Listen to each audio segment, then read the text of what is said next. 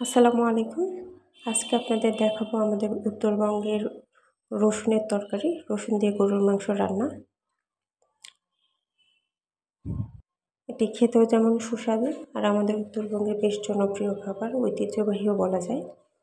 এর জন্য আমি নিয়ে নিয়েছি 600 গ্রাম গরুর মাংস। ফ্রেশ মাংসই নিয়েছি, সামান্য পরিমাণ ফ্যাট আর হাড় আছে। আর মাংসটাকে আমি একটু ছোট ছোট করে কেটে নিয়েছি, বেশি ছোট না, দেখতেই পাচ্ছেন ঠিক কতটা ছোট।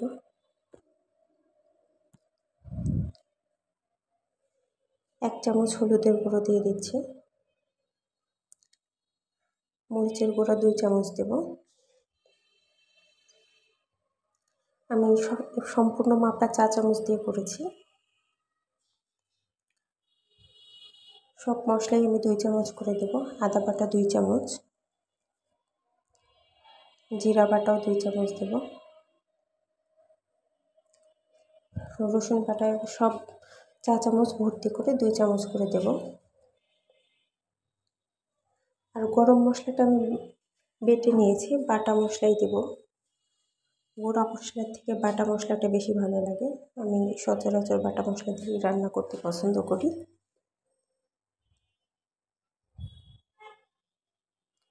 এখানে সব ধরনের মশলা আছে, গোলমরিচ আছে, লবঙ্গ আছে, কালো এলাচ আছে, সাদা এলাচ, দারচিনি, সব কিছু একসঙ্গে বাটা আছে। দিয়ে দিচ্ছি লবণ। লবণটা আপনাদের স্বাদ মতো দেবেন, কেউ লবণ বেশি খায় আবার কেউ হালকা খায়। আর সামান্য তেল দিয়ে এটাকে ভালোভাবে ম্যারিনেট করে 30 মিনিটের জন্য রেস্টে রাখব। আপনারা 1 ঘন্টাও রাখতে পারেন, আমার সময় কম তাই আমি 30 মিনিট মতো রাখবো। অনেকেই এটা কাঁচা পেঁয়াজ দিয়ে রান্না করে, তবে আমি কাঁচা পেঁয়াজ দিয়ে রান্না করব না। পেঁয়াজটাকে হালকা ভেজে নেব, যেন পেঁয়াজের কাঁচা গন্ধটা না থাকে আর কি, এতে মাংসের স্বাদটা বেশি ভালো আসে আর ফ্লেভারটা অনেক সুন্দর হয়। পেঁয়াজটা জাস্ট একটু ভেজে নেব হালকা।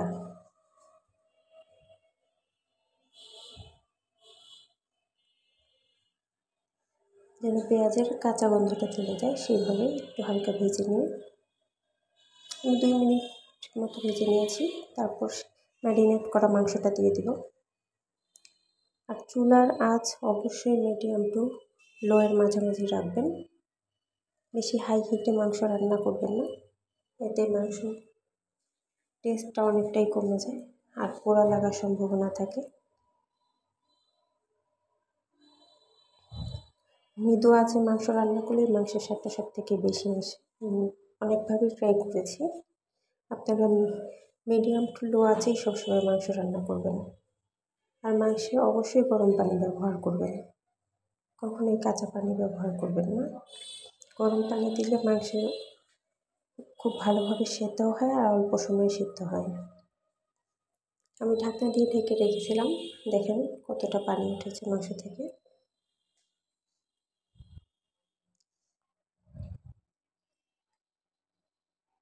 এভাবে মাঝে মাঝে নেড়ে চেড়ে মাংসটাকে অল্প আঁচে রান্না করতে হবে।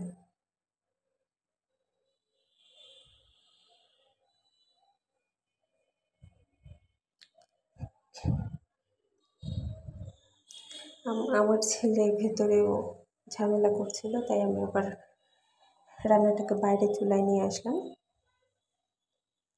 আমি এর মধ্যে দিয়ে দেবো কিছু আস্ত রসুন। রসুনটা ধনিয়া গুঁড়োটা অবশ্যই রান্নায় শেষের দিকে দেবেন। শুরুর দিকে ধনিয়া গুঁড়োর থেকে শেষে ধনিয়া গুঁড়োটা দিলে ফ্লেভারটা অনেক বেশি সুন্দর আসে। অনেকেই শুরুতে দেয়, তবে ধনিয়ার গুঁড়োটা শেষে দেবেন, এতে বেশি ফ্লেভার হবে। আমি রসুন দিয়ে দিলাম। মাংসটা মোটামুটি 90% সেদ্ধ হয়ে গেছে, এমন সময় আমি রসুনটা দিয়েছি। তারপর 20 মিনিট মতো ধীরে আঁচে ভালোভাবে কষিয়ে নিলেই মাংস রেডি হয়ে যাবে। দেখুন রসুনটাও খুব ভালোভাবে সেদ্ধ হয়ে গেছে, মাংসটাও ভালোভাবে সেদ্ধ হয়ে গেছে।